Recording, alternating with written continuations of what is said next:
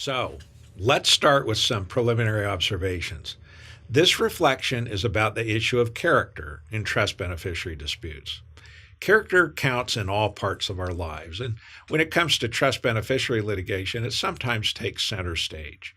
Few, if any, beneficiary disputes feature one flawless individual of great character and his or her virtuous attorneys against a wrongdoer who is evil incarnate, represented by similarly inclined lawyers. This is generally not life.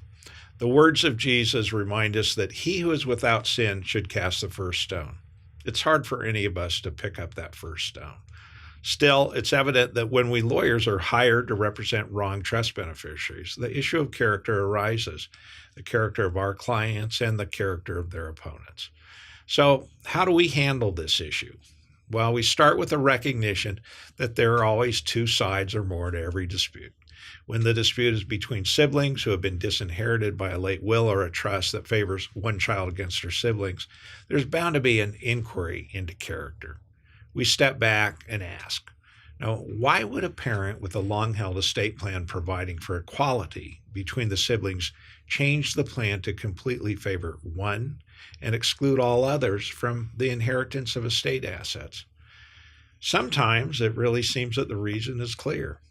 The parent may have lost all capacity to make estate planning decisions. The parent may have been isolated by the favored beneficiary from her other children. The trust maker may have been swept up in favoring a caregiver who seemed to be the only person on this earth who cared about the trust maker during her last days. All of this may seem clear. A jury or judge may not find it so clear. The fact finder might want to know about the various beneficiaries' quality of character. And while there may be some statutory and procedural limitations to character inquiries, the curiosity will still exist. Was the excluded child a constant source of irritation or concern to the trust maker? Was the excluded child geographically and emotionally distant from her parent? Did the excluded child continually take money from his parent? Now, you can go on and imagine hundreds of scenarios where it seems that a trust maker would have very good reasons for disinheritance. And there are hundreds of other scenarios where the exclusion seems improper and unduly influenced. Did the ultimately favored child remove and isolate her parent from her siblings? Did the ultimately favored child wholly rely on her parent for all living expenses?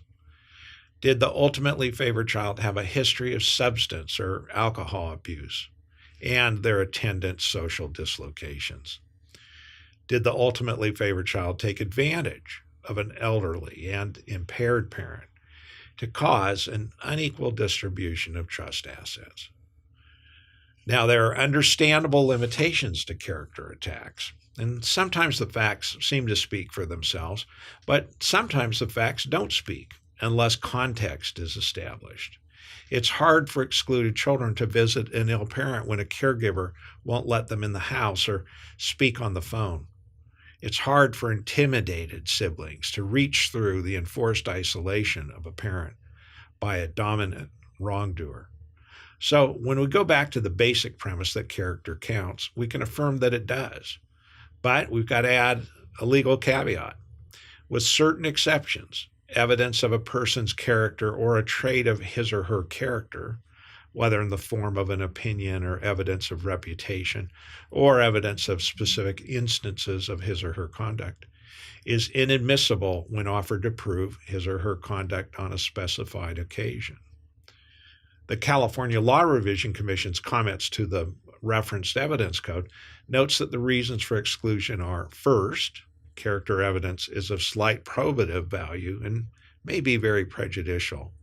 Second, character evidence tends to distract the trier of fact from the main question of what actually happened on the particular occasion and permits the trier of fact to reward the good man and to punish the bad man because of their respective characters.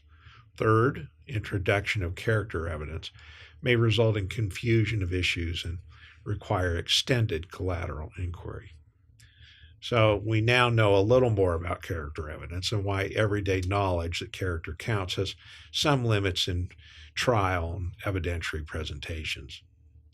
It might not prove anything but be very prejudicial. It might be completely irrelevant to the particular case.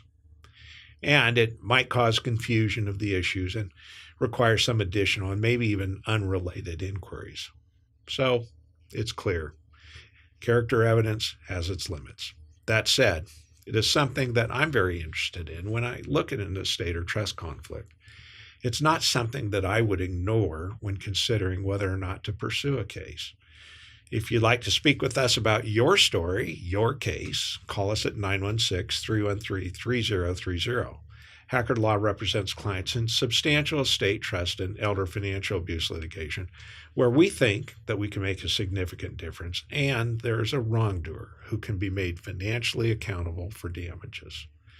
We regularly litigate probate and civil cases in the Superior Courts of Sacramento, Alameda, Santa Clara, Contra Costa, San Mateo, Los Angeles, and Orange counties. We look forward to hearing from you. Thank you.